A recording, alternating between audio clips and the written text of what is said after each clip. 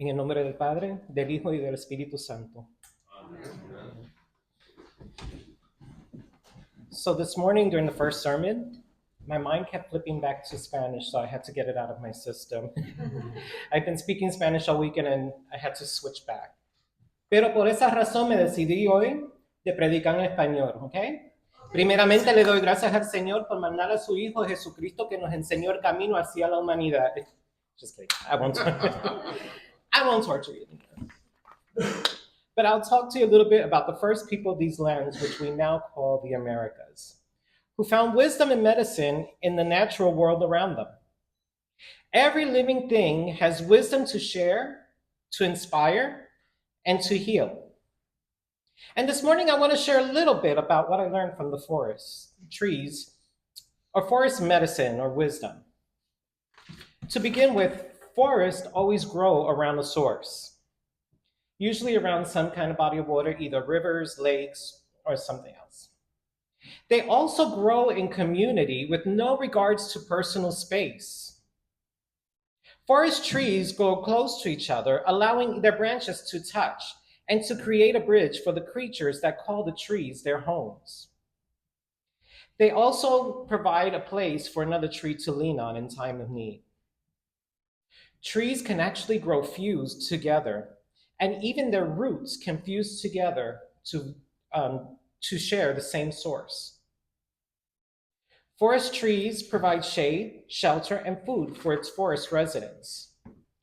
And in a forest, even a fallen tree has a good purpose. And my favorite one of all is that forest trees are always reaching for the stars. Humans are the ones who take trees out of their communities and plant them for ourselves in a foreign environment and element for their personal pleasures. Alone, the trees are exposed to unfamiliar elements and diseases that they can't fight off without the aid of the environment and the help from their community. These trees are transplanted for some kind of value and are considered a nuisance once they grow too big, too old, damage property, or become diseased. Humans then chop them down for no fault of their own. Outside of their communities, trees cannot thrive or do what they were created to do. And I want you to keep this in mind as I move forward in our sermon today. Because today's gospel is one that I see as an Oreo cookie. A wonderful story sandwiched between one story. A sweet, creamy center sandwiched between two basic, common chocolate cookies. The cookies are good, but y'all know, most of us want that best part, which is the cream in the center. The story sandwiched between our story today is like the creamy center of an Oreo cookie to me. Our gospel reading has two similar stories, but each told from a different position.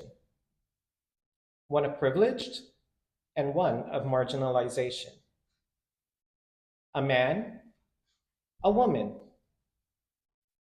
He has status, she's marginalized. He can walk through the crowd with no problem.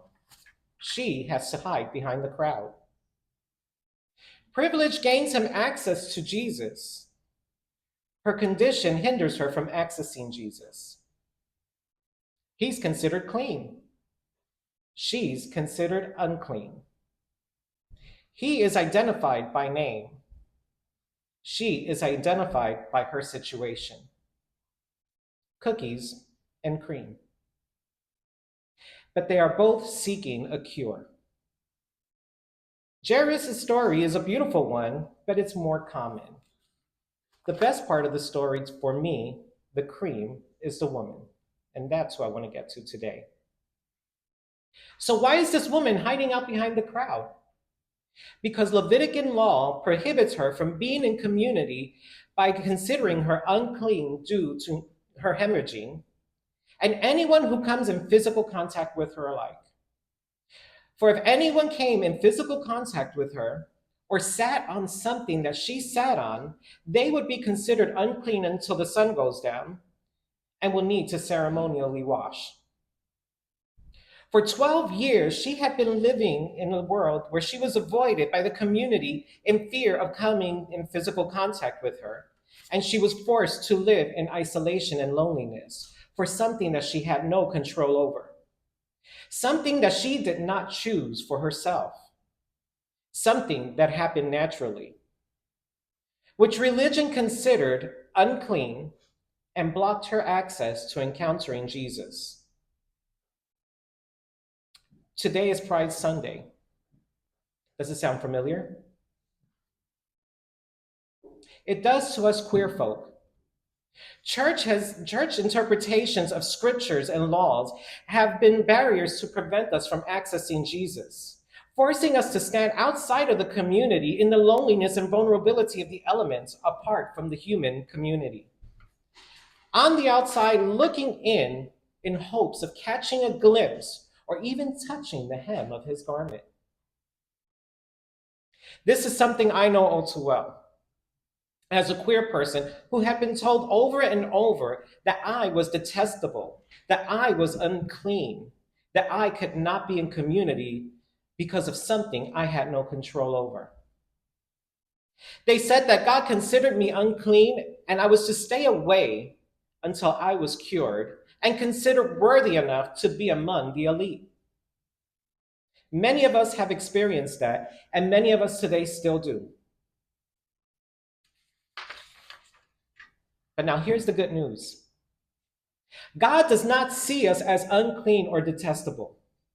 God sees us as worthy of being loved and welcomed into a community where our faith will always be there to save the day. Now, in this story, notice what happens next. The woman has nothing to lose, and she takes a risk, and she pushes through the crowd like a football player. And then touchdown. She touches the fringe of his garment and is cured. And I promise you, after reading this, I swear that she was the birth of football. She pushed. But what was Jesus' reaction? He didn't stop her and say, like, yo, homegirl, look what you done. I'm unclean now. I was on my way to perform a miracle, and now you made me unclean. Sorry, Jairus. I can't be there for your daughter, honey. Homegirl just made me unclean, and now I gotta go wash, and I'm unclean until tonight. Just go bury your daughter, man. She messed everything up for us. No. Instead, after being cured, Jesus heals her. He heals her with the words that were worth more than the cure. The woman whose name we will never know is given a new name, daughter. In that moment, Jesus recognized that she needed more than a cure. She needed to be healed from the hurt that came from marginalization, and he did it by bringing her back into the community where she belongs. Back into the family of God, and God will do the same for us in the LGBTQ community. Just listen to the words spoken through the Spirit through the prophet Isaiah. Do not let the foreigner joining the Lord say, the Lord will surely separate me from his people. And do not let the eunuch say, I am just a dry tree. For thus saith the Lord, to the eunuch who keeps my Sabbath and who chooses the things that please me and hold fast to my covenant, I will give him in my house a name, and within my walls, a monument and a name better than sons and daughter. I will give them an everlasting name that shall not be cut off. Eunuchs, just like the hemorrhaging woman and other queer folk today, were not permitted in the temple by law because many of them were intersex or were castrated either by choice or by force. Their access to Jesus blocked by religion. But God's message through Isaiah says different. God's law is unconditional love that only looks at the heart. Where religion and elitism block our access to Jesus, God's love will always lead us home to the beloved community, no matter who we are and no matter who we love. God did it for the Ethiopian eunuch in the book of Acts.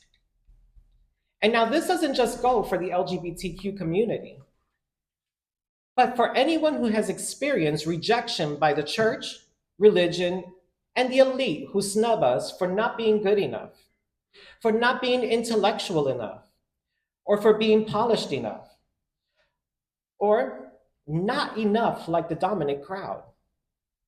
God will always make a way for us to access Jesus and experience the powerful healing of love in a community that welcomes us home.